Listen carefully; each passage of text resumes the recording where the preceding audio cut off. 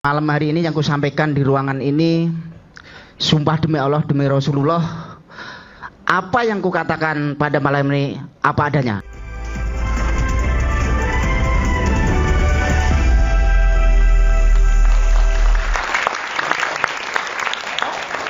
Rp10 juta, Rp11 juta, dan Rp12.550.000. Silakan, Bung Rasman sekarang. Berarti kan kalau ibarat tender, siapa yang bisa membuktikan ini pembunuhan, berarti jadi 22.500.000. 10 ditambah 12.550. Iya. Kalau saya 11. Oke. Nah, jadi siapa yang bisa membuktikan bahwa ini adalah kasus pembunuhan Vina dan Eki, ya, dapat dari Pak Susno 10 juta, ya, dapat dari Bung Muhtar 12.550.000. Ya. Jadi total Rp22.550.000. Ya. Oke. Kalau saya hanya 11 juta. Baik, tapi cukuplah kalau mahasiswa bisa membuktikan, kan lumayan untuk jajan. Baik, di closing statement ini saya untuk mengungkap yang tadi rasanya sudah cukup banyak. Tetapi yang saya hanya ingatkan satu hal kepada 3 majelis hakim yang ada di PK Sakatatal. Kenapa? Kalau ketiga majelis hakim, 1 ketua, 2 anggota, kalau mereka salah memutus, dalam hal ini merekomendasikan, mencatat, mengirimkan ke Mahkamah Agung, lalu kemudian Mahkamah Agung menilai dan memutuskan, kalau sampai ini dikabulkan, saya melihat secara terang benderang bahwa ada penabrakan hukum yang nyata. Kenapa? Merujuk pada pembuktian yang sudah disampaikan oleh kuasa hukum Sakatatal. Dari 13 kalau saya nggak salah novum itu Kak, dibantah oleh jaksa, dan dari surat yang mereka sampaikan sebagai novum baru tidak termasuk surat keterangan dari lapas bahwa yang bersangkutan tidak pernah mengajukan PK, gerasi. Nah, kalau itu ternyata tidak, dan kalau itu ternyata ada, artinya Presiden telah menolak dengan kepres.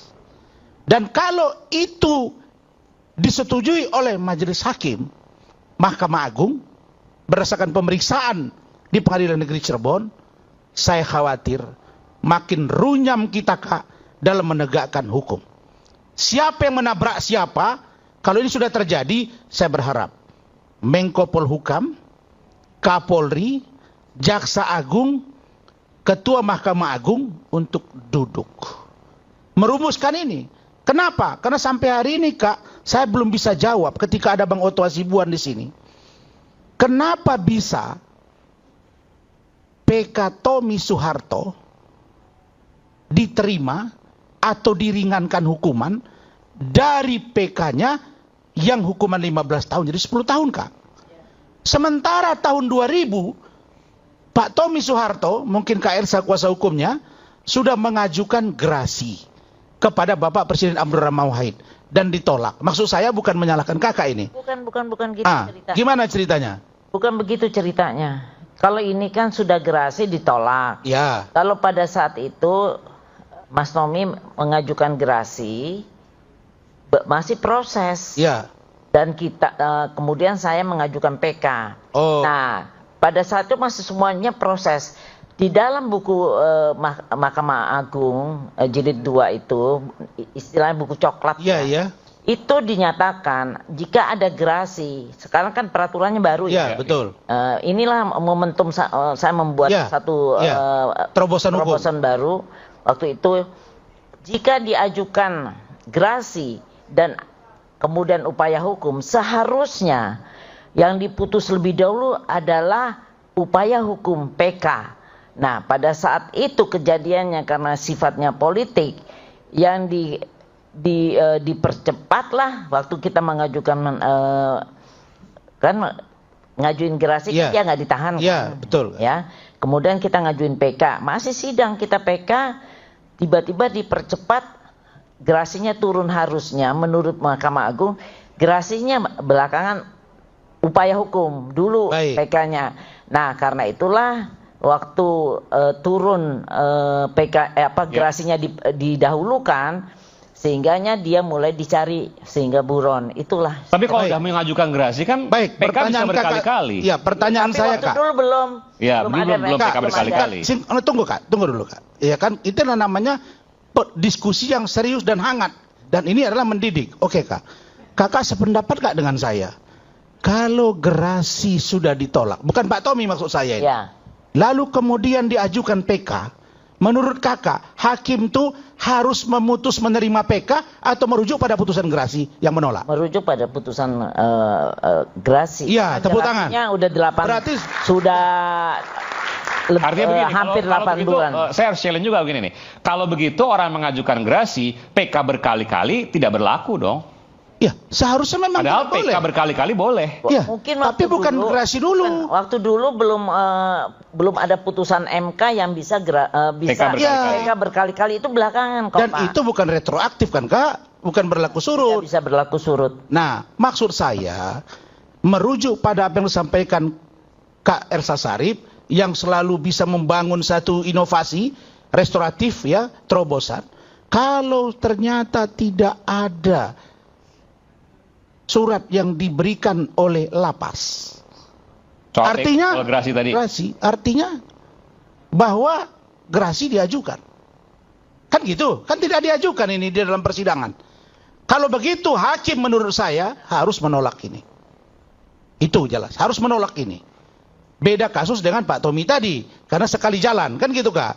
Nah, lalu apalagi yang sangat membuat saya miris. Mungkin saya ditakdirkan Allah selalu mengambil jalan berbeda, tapi keyakinan saya itu selalu pada di mana kebenaran saya yakin itu terungkap. Misalnya, orang begitu dimenangkan kasus pra-peradilan Peggy Setiawan, seluruh Indonesia itu tumpah ruah mendukung dan menganggap dia sebagai orang yang sudah benar. Dan itu sah-sah saja. Tapi apakah penegakan hukum karena euforia dan netizen? Kan jawabannya tidak. Maka saya melihat ada perbedaan mendasar yang saya laporkan ke KY dengan Badan Pengawas Mahkamah Agung. Tetapi minggu lalu ada putusan Hakim Damanik yang memutus perkara saudara Ronald Tanur yang dibebaskan dengan 3 orang hakim, 1 ketua 2 anggota Kak. Dan putusan itu membebaskan dan dihujat dia. Sampai hari ini tidak selesai. Pertanyaan saya, kalau saya melaporkan Eman Sulaiman ke Mahkamah Agung, Badan Pengawas Mahkamah Agung dengan KY, salahkah saya? Karena saya meragukan putusan itu. Kalau masyarakat sekarang ribut, lalu pengacaranya melaporkan ke KY dengan Badan Pengawas Mahkamah Agung, Hakim Damanik, salahkah dia? Jawabannya tidak. Apa yang saya mau katakan bahwa terjawab apa yang saya sebut Bung Aiman bahwa lembaga peradilan, lembaga kejaksaan, lembaga pengacara atau advokat, lembaga kehakiman, lembaga KPK sekaligus dan Polri, oknumnya banyak yang bermain. Kalau begitu, mari kita tegakkan hukum dari hati nurani dan kawal semua proses, karena sudah susah mempercaya orang di negara dalam penegakan hukum. Itu. Maka poin terakhir saya, hukum harus tegak karena fakta dan data. Hukum harus tegak bukan karena suara yang banyak, tapi hukum harus tegak karena equality before the law, kesamaan di mata hukum. Saya pun jadi pengacara ini Bung Aiman, karena saya diperiksa, ditahan 3 bulan dengan 1 saksi unus testis, nullus testis. Karena itu saya berontak. Sebab apa? Hukum tidak tegak lurus. Saya percaya Indonesia akan lebih baik pasca Saka Tatal, Peggy Setiawan, dan kepemimpinan ke depan. Terima kasih. Baik, masih terbiasa. Silakan Pak Suroto, singkat saja. Terima kasih Bang Aiman.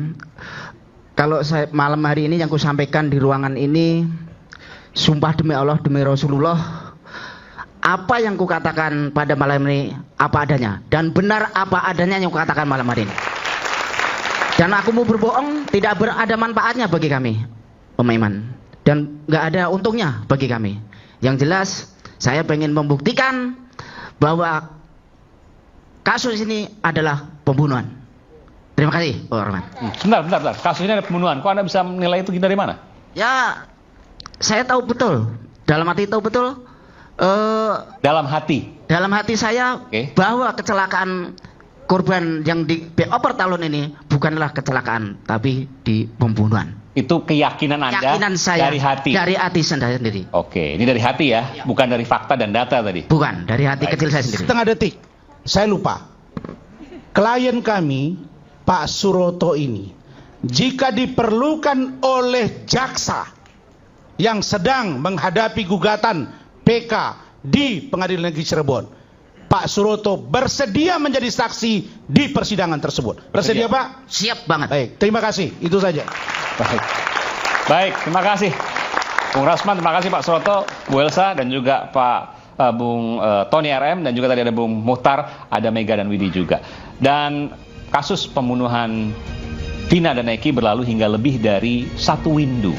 Dari kecelakaan menjadi pembunuhan, dan kini cerita diyakini sebagai pihak yang kembali ke kisah awal, ya, kecelakaan tunggal.